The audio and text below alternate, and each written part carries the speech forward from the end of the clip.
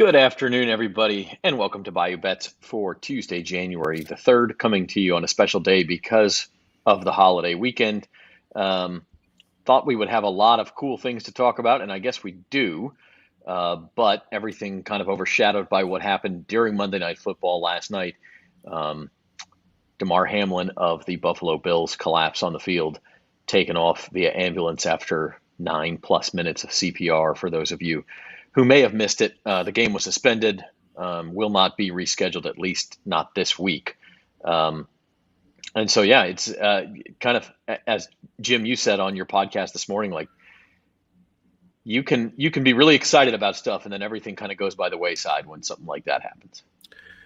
Yeah, it really changes everything. Puts a lot of things in perspective as well.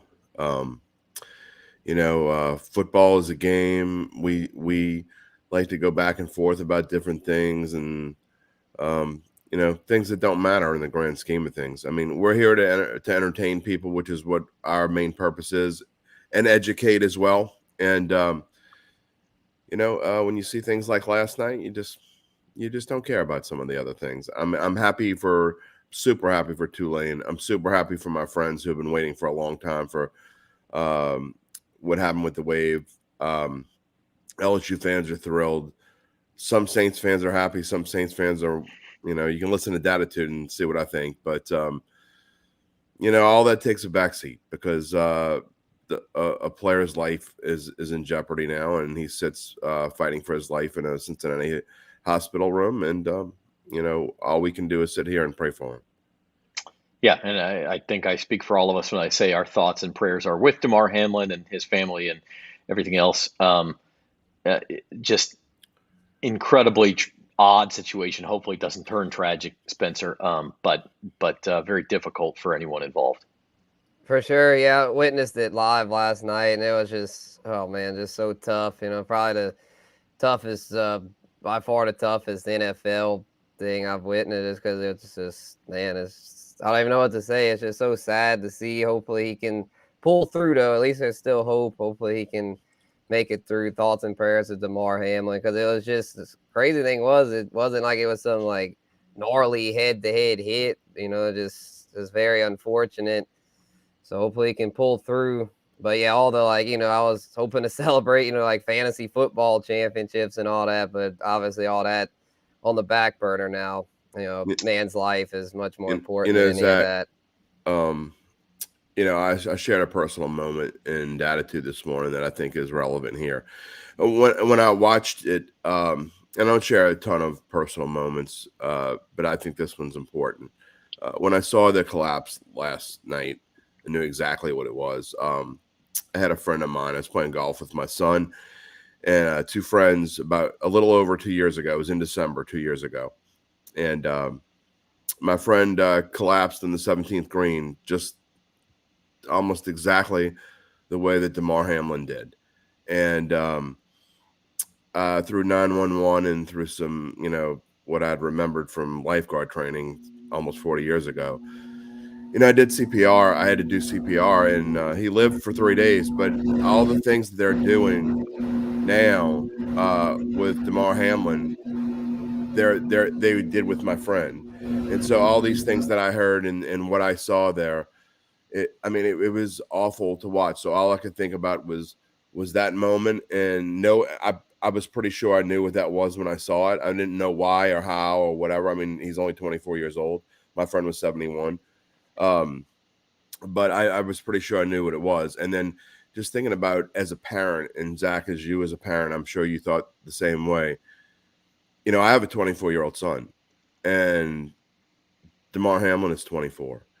And so to think, what if that was my son? And, it hit home. And whether you don't have to have a 24-year-old, you can have whatever.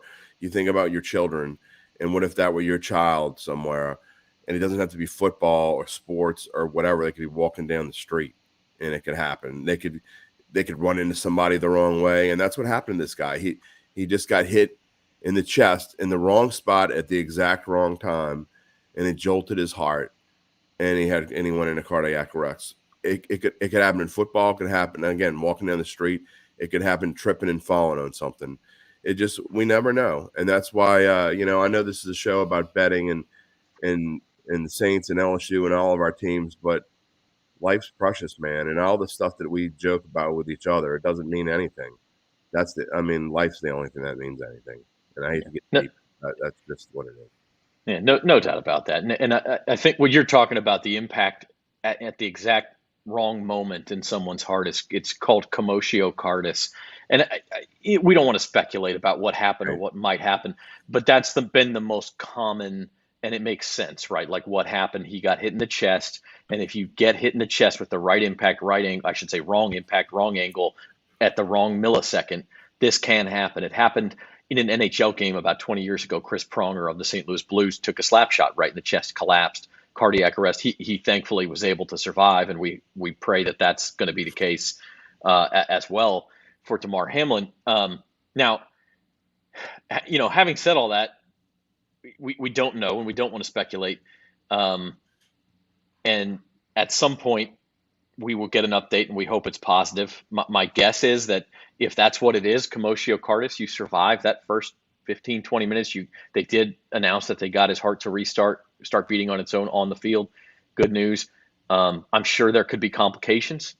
What if he was without oxygen for an extended period? Thing. Yeah, you don't know what the complications are going to be, and I'm sure that's what they're testing on right now. So,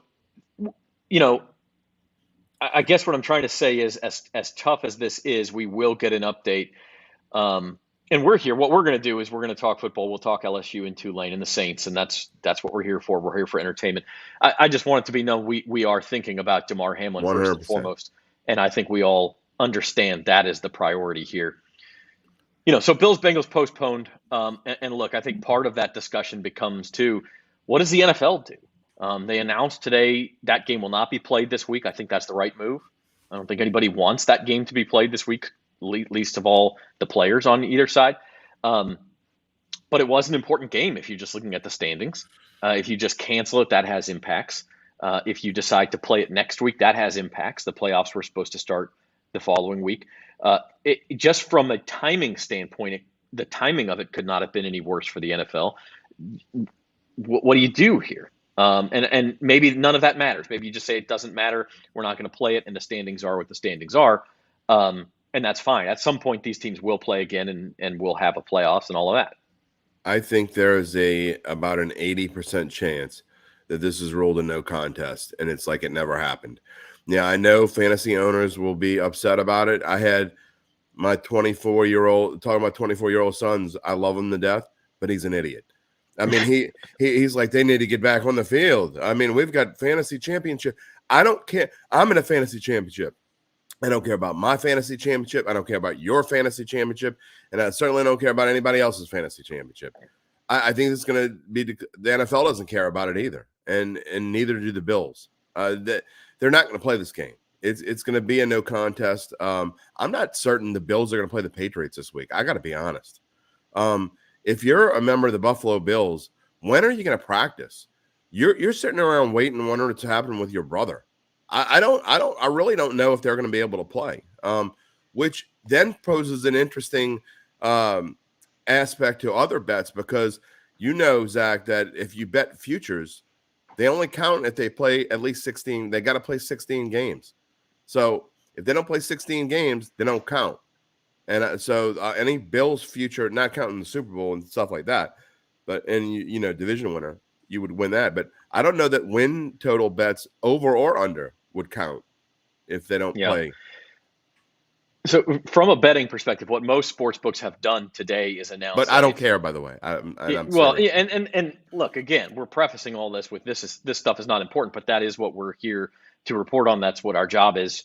And to be quite frank, I think people could use a little distraction. So, and look, if you have money, you want to know what happens to it, right? So what most sports books have said is if you had a bet on this game, it is void. Your money will be returned. I already got it back.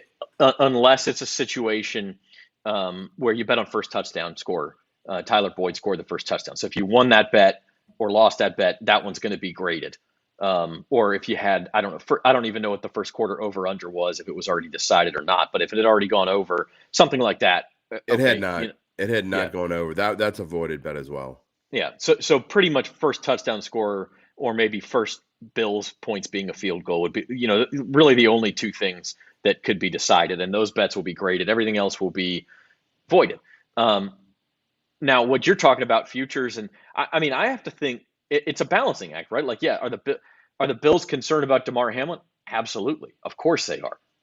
Did they also work their entire lives to play for a Super Bowl? Yes.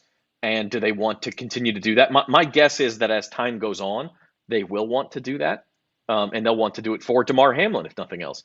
So the point, it comes down to. I don't know that it matters though. If this game gets canceled, they're the 2 seed, and I think if they didn't play in the last week, if they didn't play this game's a no contest, and they don't play in the last week and forfeit, I think they're still the 2 seed. So I think they're probably going to be locked in the 2 seed. And if that's the case, I'm not 100% sure, but I'm like 95% sure that's the case. And if that is the case, so why would you play? Is kind of my point. Well, I mean, I know it affects other teams, and it gives the Patriots an advantage. It could affect the Patriots. They might not make the playoffs. The Ravens wouldn't have a chance to win the North. But again, that stuff doesn't really matter. I would think more. The Ravens have a chance to win the North anyway. If the Bengals had lost last night, and then the Ravens beat them, right? But if it's a no contest, I'm not. If it's a no contest, well, that's what I'm saying. Is if it's a no contest, the Ravens no longer have a chance to win the North. Okay, that stuff all aside. At some point, you're going, okay, if we're the Bills, we're going 3 weeks now without playing a game, and all of a sudden we're going to play in the playoffs. Maybe not the ideal scenario. Maybe they don't care. Again, it's a balancing act. I will also say the thing that could change things, Spencer, too, is if you do get that update on Thursday that or tomorrow that Damar Hamlin is stabilized and he's going to be okay. That would change some attitudes as well, I would think. Oh yeah, for sure. Yeah, obviously hoping, praying that he does. Because I think if he does, then things will be, back to normal. Week 18 will go on as planned. I would think the Bills will play. It'll be tough, obviously, but I would think they'd be able to. So hopefully he does, and hopefully he can pull through. Because if not, I mean, I hate to say this, but they might have. I don't even know if Week 18 is going to get played if he doesn't pull through this. I think the league might just have to. Just call it a regular season, and then have the playoffs. I mean, I don't know that for sure. It wouldn't. I mean, the teams are already calling off media days like today, and the only weeks I think in the history of the NFL, you can correct me if I'm wrong, Zach, were September 11th and JFK being killed. I don't know if there were being assassinated. I don't know if there were any other weeks that were canceled. I'm not saying what they should do or shouldn't do. That is a tough call. I'm not saying they should or shouldn't cancel. I'm just saying I don't think that the league, they lose. There's no other way to put it. They lose so much money if they don't play this week, and I don't think they're willing to lose that kind of money. So the NFL statement at this point says there are no changes currently to the Week 18 schedule. Obviously, that leaves the door open for tomorrow, Thursday. We could still see those changes. One idea that I floated out and I think makes some sense, and that maybe they do, especially, like Spencer, you say there is a negative update, and either Damar Hamlin tragically doesn't make it, or it's still up in the air or whatever. You could theoretically push everything back a full week and just eliminate the bye week before the Super Bowl. And then either not play the Pro Bowl, which is that day, or you play it in the morning and then play the conference champ. You could, the Pro Bowl, who cares? You figure that out. So that's one possibility. You could also say the Bills and Bengals could play this weekend. That's the only game this weekend. Then you push everything back. If there is still a chance for that game to be played, again, I think that would be Damar Hamlin has a positive update and he's doing better. And it's to the point where people feel like they can move on. So that's one possibility. But I don't know. Like you said, Jim, that's why Roger Goodell's paid the big bucks. That's why these owners have all this money to make these decisions. It's not going to be an easy call, and people will be upset no matter what they decide. I think they're not going to change this week. This week is going to go on. I'm not saying the Bills and Bengals are going to play. I mean, I would imagine the Bengals are going to play, but like you said, if they wanted to play Bills, if they think they have to, which I seriously doubt, they're not going to change the entire playoff schedule to accommodate one game. And again, I mean, in the grand scheme of things, Buffalo being the 2 seed, yeah, it sucks you got to play in first week, but you're going to be at home. They haven't been at home a lot lately, so they'll get a chance to go home and be home. It sucks that if you make it through and Kansas City makes it through, you got to go to Kansas City, but who's to say that's going to happen anyway? And then Cincinnati benefits because they clinched the division.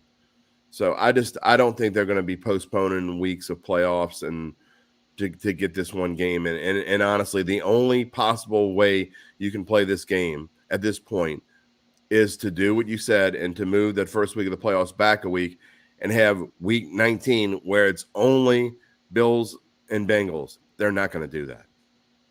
Yeah, it seems unlikely. But if you do, want to stick to, hey, every game's got to be played, blah, blah, blah, blah, that would be, I think, at this point, your only option. You're certainly not playing it tomorrow. You're certainly not playing it. They've already said they're not. Yeah, they're not playing it this week. Yeah. It's the only. It is the only option. That's why. And I said 80%. It's probably more like 90 to 95%. There's going to be no contest. Yeah. Now that we talk about it a little bit more. We'll move on Bayou Bets and talk a few other things that, look, and again, preface this again by saying the most important thing here is Damar Hamlin's health. We're going to keep our eye 100%. on breaking news updates, see if we get any updates, hopefully positive news, and our thoughts are with him and his family. But having said that, it was a pretty good weekend for the Louisiana teams. And Jim, I have to say your attitude this morning was so damn long. I haven't listened to the whole thing and gotten to the Saints part yet. Oh, you got to listen to the Saints part. Okay, but give us a Cliff's Notes of your feelings because you were the one who said 0 chance this happens, not going to happen, can't go to Philadelphia and win. Well, they went to Philadelphia and won, and I honestly looked pretty good doing it. Obviously, too little, too late. But what is the Cliff's Notes of your take? I'll just tell you that I surmised my Derry's dime into this short, quick question: where the hell has this team been all year? I mean, it's too late now. Your season was over when you were 4-9. So what, are you going to play football now? Just goes to dysfunctional dumpster fire that this team is. They don't know what the hell to do. They don't know when to win, when to lose, how to win, who to play, what plays to call, who's coaching, who's doing what. It's just it's a disgrace that the defense has played so well the past 6-7 weeks in a row, and they're in a position to where they're going in the final week of the year with nothing to play for except to win me a future bet, which they're going to screw up this week. By the way, I'll answer your first question: where the hell has this team been all year? And this is not a 100% answer or excusing the way that they played in some games, but some of it's been the team's been on IR. Marshawn Lattimore is a play of the game. He's been missing the entire time. He graded out as the highest cornerback in the NFL on PFF this weekend. He hasn't been it makes a difference. Like, I'm not saying that excuses everything, but it doesn't excuse anything. They're getting healthier and playing better. That's not a coincidence. 32 teams in the NFL, 32 of them, all 32 have an injury report longer than this screen here. No, they don't. Yes, there were some weeks the Saints were playing teams that had one dude on their injury report. And the Saints have 10. I'm not trying to say that excuses everything. Okay, even if they couldn't have played better. Even if I say, okay, you know what, Zach, you've got a great point there. Where have most of the injuries been? On the defensive side of the football. Where the Saints played playoff caliber football? On the defensive side of the ball. As they've gotten healthy. Before they were even healthy. Lattimore was only there for one game. Okay? Defensive front, Cam Jordan only missed one game. All right? So where else are you talking about? I mean, offensive line, wide receivers. Offensive line stinks. It stunk all year when they were healthy, not healthy. Doesn't make a difference. Believe me. And Spencer, I want to get your take too. I'm not trying to say this team be 12-4 if it weren't for the I'm not trying to say that. But it does make a difference, Spencer. I'll say this. Dennis Allen with this 3-game winning streak has saved his job. I've been on him all year. Jim's been on him, but he saved his job. I mean, I hate to say it. I'm not a big fan of him, but it was already saved. He deserves it to get another go because this team, you can criticize them all you want, but they fought. They've kept fighting. Even when they were down after the Bucs debacle, they've kept fighting, rattled off 3 straight. And to me, you got to give them some credit that they didn't just quit, because some teams in that spot would have just folded and quit. And in that case, I would have been like, yeah, fire him. It's done. But since they've kept fighting, I believe he deserves a second chance.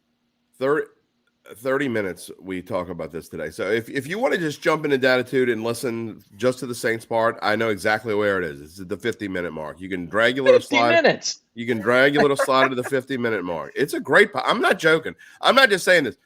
Today was I one started of the listening to it. Today was one of the best podcasts I've had. I mean, this is number 129. It's in the top 10 for sure. Okay. I started listening to it. I just couldn't get all the way to the Saints part before our show. So that was no. I get that. that. I get that. It's a long show, and I actually didn't mean for it to be that long. It just turned out that way. But part of what I'm saying here is this doesn't change anything. And Spencer, what Spencer just said is a huge problem, because now there are going to be Saints fans and people inside the organization who are going to say, well, they didn't give up. They're going to be, even if they win, let's say they win, the 8 and 9. I mean, 8 and 9's not that bad. I mean, they're pretty good. They figured things out. When you win 4 games, when it doesn't matter, it's like winning 4 preseason games. Who gives a rat's ass? They were mathematically in it. You got the same. Mathematically, they had a 2% chance. That means you had 0 chance. Green Bay had a 2% chance. No, they had way more than a 2% chance. And besides that fact, the New Orleans Saints have so many more problems than any other team in this division. And that includes Atlanta. That includes Carolina, who stinks too. They've got so much rebuilding to do. And I'm so worried. If I were just a Saints fan and not an analyst, which is what I'm trying to be here, I'd be worried, saying, okay, well, now they might not make a lot of changes. Maybe they don't think they need to tear this team from the floor up. It's the same team that was 4-9. They still need to tear this team from the bottom up, and now this is going to delay it. I don't necessarily think – I never said they needed to fire Dennis Allen. They need to make massive changes, okay? They weren't going to fire Dennis Allen, so I'd given up on that. They need to fire Pete McCarmichael. He's going to leave on his own anyway. The problem is, if they don't make massive changes, this is going to be the same damn thing next year. It's not going to change a thing. So even if they win, and they win my future bet, great. But it's going to be another season of all this crap, and of who knows who the quarterback's going to be. It's going to be junk. Kamara's probably going to be gone. If not, he's going to be suspended. Suspended for 6 games. It's going to be a mess. Mike Thomas will have his pinky toe will hurt this time. His finger, he might get a little glitch closing the door. Might slam his finger in the door, and he's out for 8 games. Who knows? Well, look, we have lots of time to talk about what's going to be an extremely interesting offseason. They do have one more game, 3.5-point favorites against Carolina, game scheduled for noon on Sunday. Again, still a chance this schedule could change. At this point, we think it'll be played noon Sunday on Fox.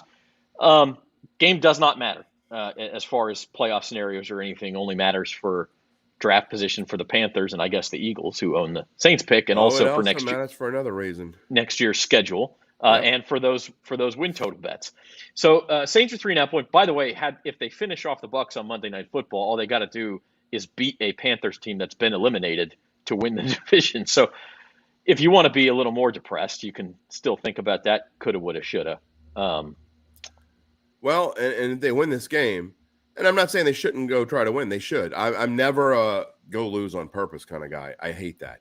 But if they win this game, they're going to get the second place schedule, which is in this particular season, Zach, you and I were texting about it, is a lot different than the third place schedule.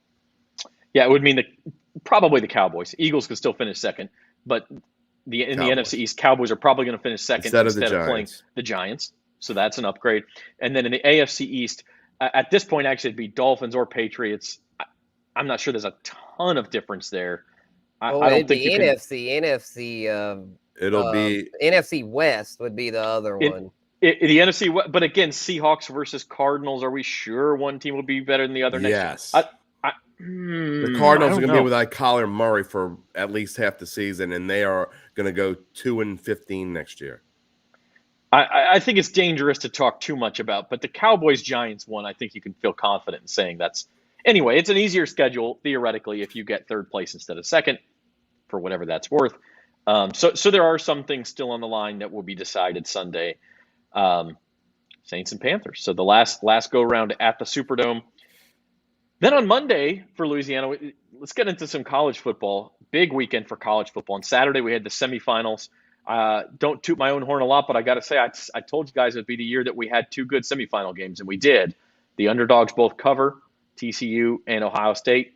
TCU gets the outright win, Ohio State doesn't. But it'll be Georgia and TCU in the final. And then on Monday, we had Tulane and USC, and what a freaking ball game this was.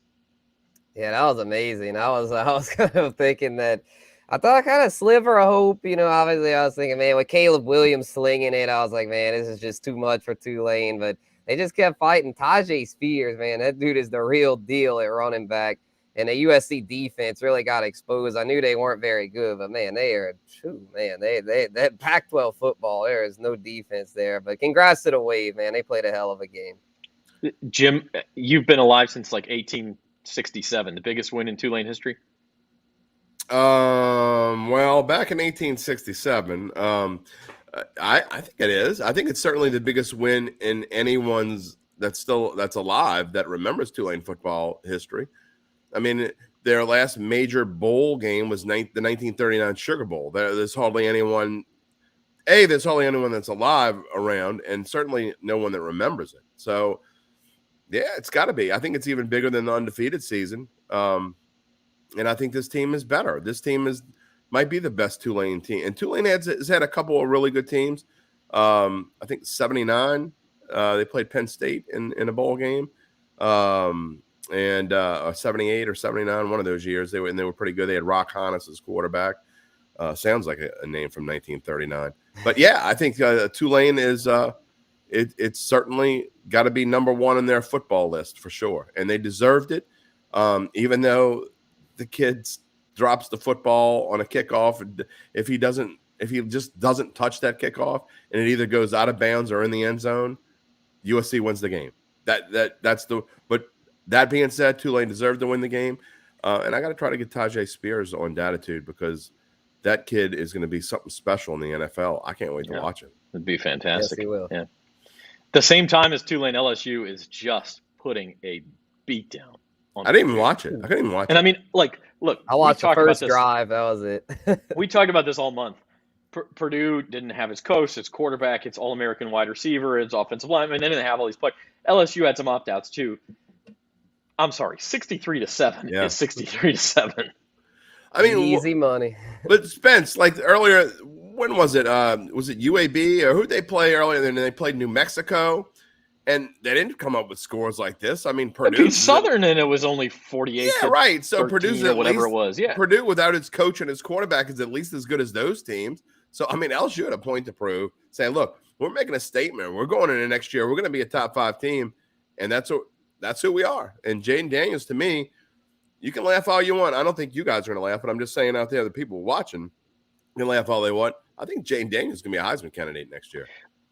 You know what's interesting, and I don't laugh at that at all, because after the Alabama game this year, if you go look at the odds, he was never better than like 15-1, but he was in the top 10. I mean, there was and then he missed. He was sick and didn't play very well against Arkansas. Didn't play well at all against Texas A&M, got hurt. I mean, obviously it wasn't going to happen at that point, but he was at one point, at least in the conversation.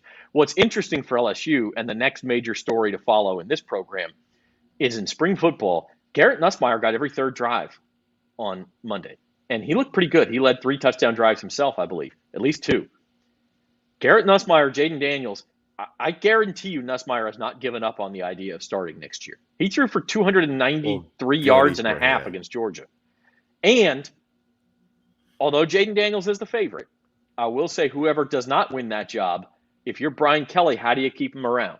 In the era of the transfer portal and NIL and everything else, whoever loses that job is not going to want to stick around, especially if it's Nussmeier.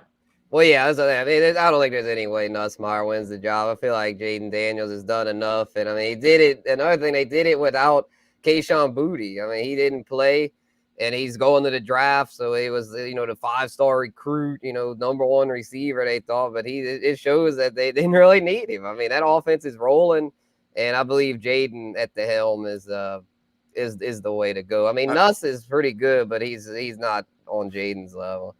I just read this comment by this guy who really, you don't necessarily have to post it. And I don't even need to say his name, But for the person who put a comment up there about the NFL incident didn't make LSU's Tulane victory irrelevant, no one said that it did, first off. None of us said that it made it irrelevant. NFL will milk sympathy. What are you, a heartless? What do you live at home by yourself? Or you live in a closet? Do you not watch? I mean, come on. What is wrong with people? To be fair, I do think I used the word irrelevant. It feels that way, right, in this moment. Obviously, we don't think anyone took us to mean that the games were irrelevant. Yeah, we're still talking about him, right? Guy's name is Jeff. Jeff, we're still talking about him. We're still here. Obviously, life will move on at some point. And this comment's really almost too long for me to post. But at the end, he says it's the most boring 12 minutes of sports on TV. Then don't watch, man. I mean, you don't have to watch. No one's making you. The rest of us will watch. Some people have real problems. As we move forward here, including me. Again, NFL Week 18 this week, and again, we think it'll be played. We'll talk about that in a second. And then on Monday night, National Championship, TCU Georgia. Line opened up at 13.5. It's down to 12.5. I'm hearing a lot of support for the dog out there, and I've been, as you guys know, I've defended the dog, the underdog, the underfrog. I have been defending TCU throughout, and I think I've been mostly vindicated. But I kind of like Georgia in this spot. TCU caught some breaks, couldn't have played better. Don't think Georgia played very well. The look ahead on this game was 17.5. Which to me was too high, but I make this game more like 14-15. I like Georgia if it's 12.5. Go ahead, Spence. I think he hit the nail on the head, Zach. I'm with you here. I think I'm going to have to rock chalk and go Georgia. I was thinking the spread would be like 14.5. I was thinking, that hook's going to be tough. But to me, as long as it's under 14, and I think Georgia should be at least a 2-touchdown favorite. TCU, that game was kind of fluky. I mean, I definitely feel like they deserve to be there, and congrats to them for making it to the finals. They're a really good football team, but going against the SEC buzzsaw, that's the Georgia Bulldogs, I don't see this one being real close. I like free money. Georgia is going to wax the floor with this team. I mean, it's not 2 touchdowns. I don't care what they made the spread. You saw LSU Purdue. It's not going to be that bad, but it's going to be in that vicinity. I don't know about that. TCU will score. They don't belong. They're going to score. They can score. Yeah. No, they're not. I mean, Ohio State put up points on Georgia's defense. Georgia's defense. I said for 6 weeks, Ohio State was the worst matchup for Georgia that there was. CJ Ohio State should have won that game. They absolutely should have won the game. Yeah. I think they were the better team, to be honest. And Ohio State's a better team than Michigan too, but that's a whole different story. That's just the worst matchup. It's got people fooled. It's got them lulled into the sense of, okay, well, maybe we're going to have a good game for the national championship game. No, it's going to be boring. It'll be over by halftime. Look, I like TCU with the points against Michigan. I didn't necessarily expect them to win outright, but if you look back at that game, Michigan gets called down at the 1-yard line on review, which was really questionable. Then they fumble the next play. They also threw a couple. Yeah, they had a pick 6. I mean, you expect that stuff to happen again for TCU against Georgia? I don't care who they're playing. It just doesn't happen every game that you catch that sort of a break. So, barring that, Georgia's just a better team. I'd feel the same way if it was Ohio State and the line was 10.5. I think whoever survived that Georgia-Ohio State game, especially now that Georgia probably should have lost, and I think they know they should have. Kirby Smart said in the postgame, we got outplayed tonight. I'm not sure we deserve to win. But, he knows it. But you feel like now you got a second life, and then you look on the other side of the field and you go, oh, well, TCU, that's a good team, but they're not that good. They're not as good as Ohio State. I just think Georgia kind of comes out with renewed energy, and this thing could get, if not ugly, then certainly in that 14-21 range. I think we all agreed though before any of this started that the winner of the Georgia-Ohio State game was the net. I mean, I don't want to speak for y'all, but I think that's what we said. So I mean, to me, the national championship was the Georgia-Ohio State game. That was 1 and 2 playing each other, in my opinion. It just so happened that the weird way things fell at the end of the season that the seeding couldn't go that way, and whatever. But Ohio State, I think, would drill either one of the other 2 teams. And I know Ohio State lost to Michigan a couple weeks ago. It doesn't matter. Ohio State would win the rematch. And I actually I put in a futures bet, and listen, a couple weeks ago you could have had it at 50-1. I got it at plus 360 Ohio State to win the Yeah. championship, thinking if they can survive tonight, I like them to beat Yeah, for either sure. TCU I or did it Michigan. too. Yeah, and I ended up hedging in Small. the middle of the game. I got a live bet on Georgia and made my money back, so it didn't work out. But it, still, I agree with you. I agree with you, and I know that makes for boring TV because we argue a lot, but we'll find something else to argue about. Let's I'm talk scared. NFL. We're all on Georgia. I'm scared now. What if Yeah, that is TCU a little comes I'm out? not. I'm not. This is one where I'm not scared. By the way, Bayou Bets is brought to you by Caesar Sportsbook. If you are a new user and register, go make a $10 bet. You get a 3-poster LSU championship set. And you can pick any 3 posters. There's like 20 choices. I think there's even some Saints choices in there if that's what you prefer. All you got to do is be a new user, bet a minimum of $10, and you tell us which posters you want. We'll send them to your house. And these are not just like newspaper pages. They're actually poster pages. They're nice. You can frame them. Real good deal. So LSUposter.com. NFL Week 18, assuming it does go off, here are some of the lines. No line, significant games, Patriots, Bills, Bengals, Ravens. There are no lines on those games right now, and I think for obvious reasons. But here's what we do have. Anything jump out to you, Spencer, that surprises you here? Nothing too crazy. It doesn't look like. I mean, the Giants, Eagles, that's so wide because the Giants plan to sit all their starters. I think there could be value though with that Steelers line. I think they're super motivated right now. I think they win and cover that. And then I know Jim's not going to want to hear this because we got the po' boy on the line. But I mean, go Jags, baby. I think the Jags win and cover. Jim? I still have to go through analysis, but I got to be honest. I think the Jags are smoke and mirrors. I understand where the Titans are. They've had almost 2 weeks off now. I think they're in a great spot. I really do. I mean, they're not as banged up as everybody thinks they are. I mean, obviously they don't have their quarterback. We'll see how Josh Dobbs does, but Derrick Henry's coming back. Most of their O-line's going to be there. I still don't get why people think the Jaguars are good. I think that spread's a little ridiculous. I'm not sure I'm willing to take a money line bet on it, but I don't know. I don't know where I'm going to bet because I have money on the Titans to win the division, so I need to figure out how to hedge it. But it won't be by betting on the Jags minus 6.5. I can tell you that. Yeah, there's a lot of points for a team that was this is a tough 3.5-point dog in Tennessee just 3 weeks ago. So. This is a tough week in general, though. When you start looking through things, can you put that back up real quick? Okay, I know the Giants don't have anything to play for, but they're not going to roll over and die to the Eagles. That's just not who they are.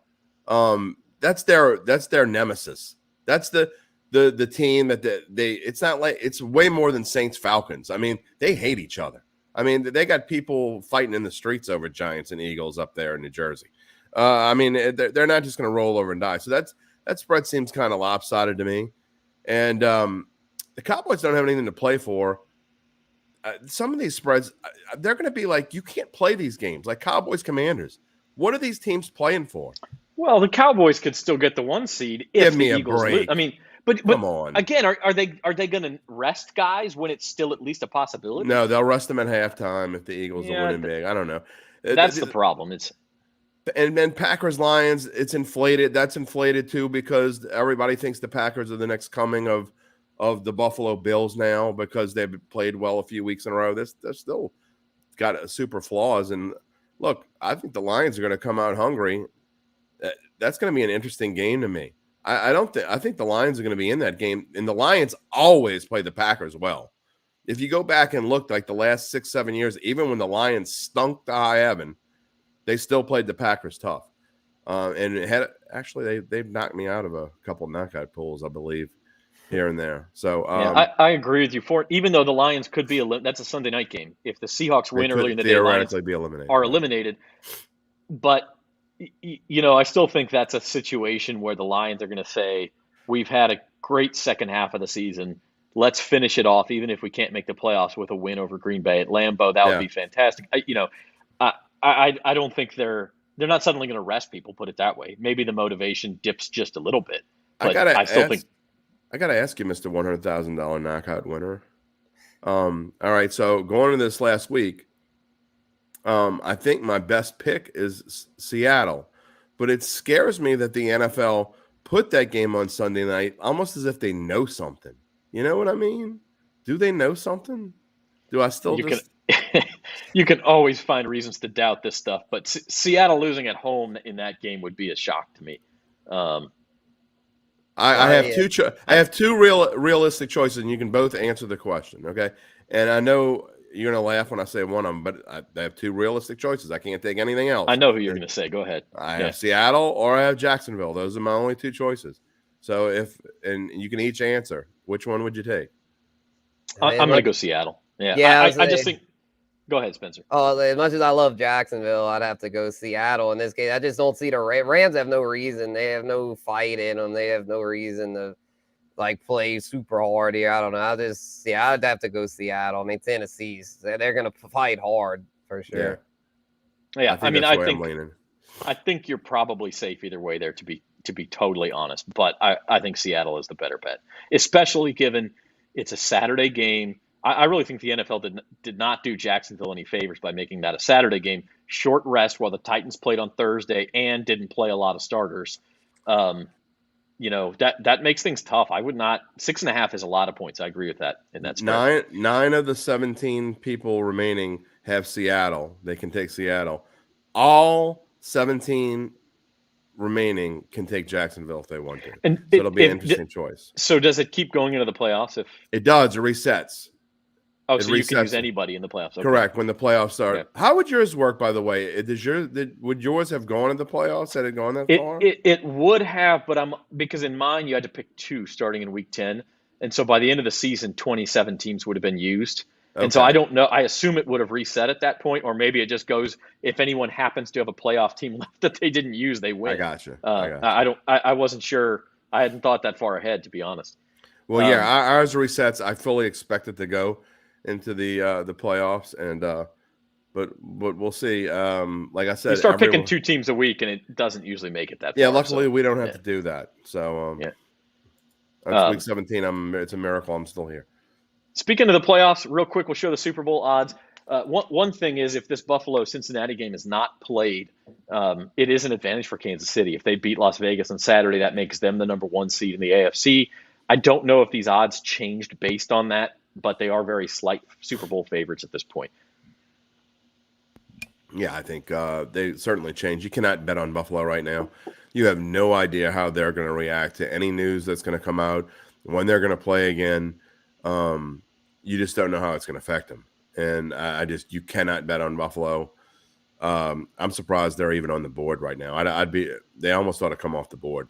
But to me, there's no real value. I think the teams with the real legitimate shots are the ones that are 10-1 or worse.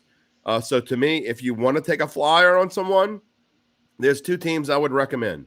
I think the Chargers at 2,500 is not a terrible bet. I have not been a Chargers proponent all year. In fact, I haven't been I don't like Brandon Staley as a coach at all, but I think they're a team that if they could get hot, and they've been playing really well lately, their defense has been playing a lot better. I think they can make a little bit of run if they get the right draw. I haven't looked at their draw. I think they're going to be the 5 seed. Am I right? Or are they going to be the 4 seed? Well, that just the 6 seed, I believe. I'm thinking 5 or 6. 5 or 6 means 4 or 5. Yeah. So yeah. Okay, so if they get the 6 seed, then that means they match up against the 3, which is the Bengals, which isn't very good. They'd be better off as the 5 seed, because then they'd play the Jags or the Titans. So I think the Chargers are a good value, and I know I was just dissing on them, but the Packers at 35-1, I'm not saying they're going to win the championship by any stretch of the imagination, but at 35-1, I'll take a chance on the one last hurrah ride for $10.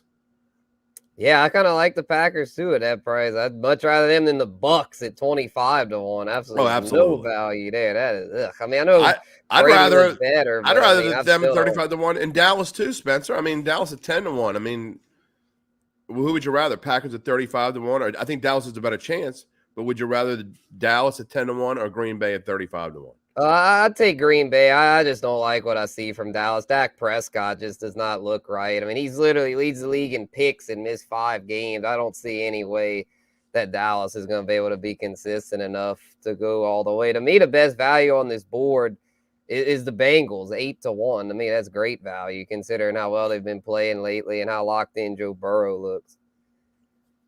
I think you kind of missed the boat on them. And guys, the one I'll throw out there too is if Lamar Jackson comes back, the Baltimore Ravens at 30-1. I mean, maybe a small chance there. I don't believe in them at all. I don't think they play good enough defense. I think their O-line has been hit or miss.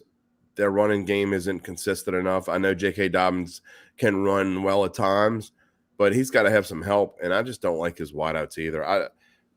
I wouldn't waste. I'm not saying it can't happen, but if I'm going to take some flyer money, I'm going to use it on the Packers, and I'm going to use it on the Chargers maybe. And I agree with Spencer that the Bengals have a decent shot. I just don't. 8-1. It sounds like it's a good value, but it's really not. I mean, you're talking about 4-1 to get out of your conference, and another. I don't know that they play that conference 4 times that they win. Maybe. I just don't know if it's good value. It's about right. Well, especially if the season ends today, they'd have to win in Buffalo and in Kansas City. Right. That's tough. Right. And then beat either the 49ers or the Eagles or whatever. Yeah, with Baltimore though, I don't want any part of it. The main reason being is the Lamar Jackson situation, his injury and just the contract never got resolved. So there's, think it could be some bad blood there. He might want out, after the season. I don't know. I just like the Bengals though. They seem to be, they're like the one team that's like not scared of the Chiefs. I mean, they have beaten the Chiefs every time. I know that could change. I mean, Patrick Mahomes is another fierce competitor. I mean, him and Joe Burrow, that's probably the 2 best quarterbacks in the game. So I love Josh Allen too, but I mean, Mahomes and Burrow in the clutch are just like unbreakable. So it'll be interesting to see who comes out on top. The Bengals, one little problem with the Bengals is, and again, I don't deny they have a decent chance to come out of the AFC because I think they do. I agree. And they're well suited to play on the road as well. But they are one, with Lyle Collins being out, they're one offensive line injury away from Burrow getting pummeled again. And that scares the hell out of me too. So I don't know. I think it's going to be some weird team. Like, that's why I like the Chargers. I think it's going to be someone no one's looking at. Jacksonville, 50-1. Let's go. Could be one of those years, man. Well, I will say 50-1. If Jacksonville wins, and I know it won't stay 50-1, it would go 40-1. But why not at 40-1? I'd rather They'd Jacksonville have a home game. I'd rather Jacksonville at 40-1 than the Ravens at 30-1. I will say that. All right, a couple more things. We'll talk much more about the NFL playoffs and the Super Bowl as we go. A couple of more things on today's episode. LSU basketball back in action tonight after beating Arkansas to open SEC play. Double-digit dog. It makes no sense. Kentucky's not playing all that well. No, that line makes no sense. I know LSU's doesn't ever get early season love, but they always play Kentucky tight. I mean, do I think they're going to win? Probably not, but it wouldn't even surprise me if they won, to be honest. Kind of like the value on the 4. Yeah, I kind of like the plus 400 a little bit. I might actually go play that when we get off the air. I think I might play the plus 10.5, Spencer. I don't, the analytics are not crazy about LSU. Even they're 12-1, but they're like 76th in Ken Palm or something like that. Like the analytics don't love LSU. But I gotta say, Kentucky just doesn't. I'm not sure where. They have Oscar Tshiebwe that seem to be star-studded and all these things. But if you watch them play, they're just not that impressive. Yeah, and it's Kentucky. I mean, they're just a team that, as Jim, Joe Q Public loves. They're just everyone. They just see like, oh, Kentucky, they must be really good, right? John Calipari. It's as simple to just assume that they're always elite. So yeah, there's definitely value at that plus 10.5. Here's a question for you, Zach. Does Ellen know about your love for Ken Palm? I mean, do you have this? You and I have him over to dinner. I mean, she doesn't even know who he is. And if I tried to explain it to her, I would get like 5 words in, and she'd be like, "I don't want to." It doesn't matter. And so, I don't know that I can how do you confess your love for someone when your wife won't even listen to you? I don't know. You need to have that dude on the show. I don't even know if Ken Palm is a real person. He is Ken Pomeroy, man. He is. We'll have him on the show. He lives in Utah. He would probably come on the show. He would be fantastic. I'll give him respect for one day. if you promise. All right. Only other thing to show, Jim did have a great weekend in big bucks. 3-2, but you won the big ones. Yeah. And you've almost caught Spencer here. I'm after my terrible start, I have treaded water for the rest of the season, so I haven't lost anything else. Well, that's something to brag about. I'm not bragging. Believe me. Okay.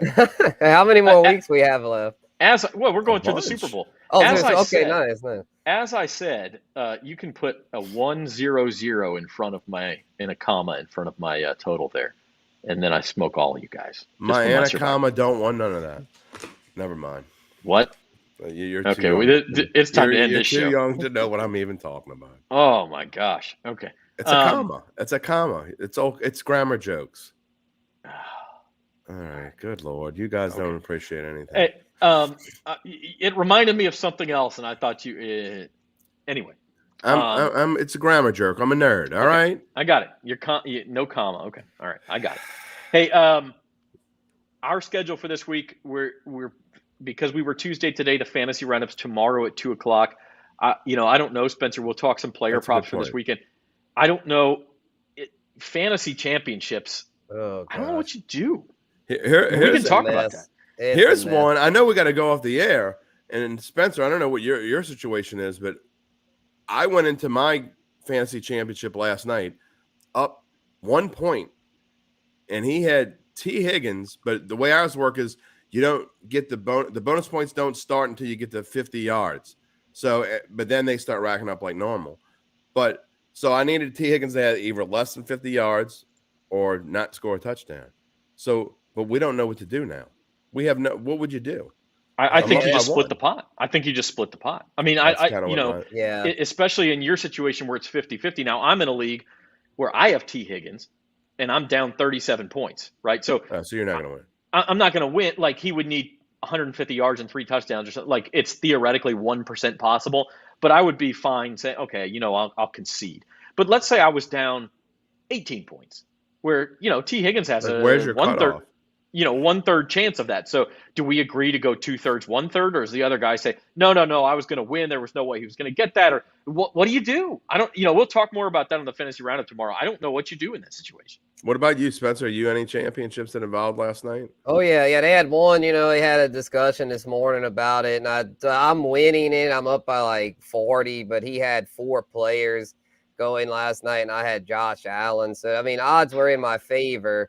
But I was like, well, to be fair, there was a chance that, your players could have outscored me. So I agreed to do the split with him. And I just felt like that was the fairest thing. I will say this. If I weren't involved in my championship, I would have probably declared the person who had the 1 point lead a winner. I mean, I'm not going to do that. I don't want to win like that. B, because I'm involved, it wouldn't be fair for me to rule that way. So, but I think we're going to do what Zach said. I think it's going to be a co-champion, and I hate the whole co-thing, but man, it's quite a dilemma. And again, it doesn't matter in the grand scheme of things, but it is a dilemma for some people. But you have to make a decision. I mean, one way or the other, you have to decide. The other thing that I've heard people do is like, okay, the ESPN or Yahoo or whatever your league is, the projected points, you just use those. But that's real messy too. What about this? What about you wipe it back to 0 and you play this week? I don't like. But again, then if you have a situation like me where I'm down, to be so screwy with I'm down 30 plus points. Like, was there a chance T. Higgins caught 3 touchdown passes? There was a very small chance, but I shouldn't get to start over. I mean, I don't know. Like, it's a very tough dilemma. Yeah, but we'll talk about that. Starting over either, but that is a tough it may be an abbreviated version of the fantasy roundup. But Spencer and I will be with you at 2:00 tomorrow to kind of talk through those issues and get your comments. And then we're back here 4:00 on Thursday for Bayou Bets. Hopefully, we'll have a more definitive schedule at that point, if it's going to stay as is or if there'll be any adjustments, what they'll do with the Bills. Don't know. And first and foremost, hopefully by then we will have a positive update on Damar Hamlin. Because that's the most important thing. We got Amy and Hype Jenkins both saying they're praying, and absolutely we all are, and hope for the best for him. Just checked. I don't see any updates. I got it on my TV right here. There hasn't been an update. Yeah, nothing, no update. So we will talk about it on Thursday. And until then, for Jim Derry and Spencer the Guru, I'm Zach Ewing. Prayers up for Damar Hamlin, and we'll see you next time, everybody.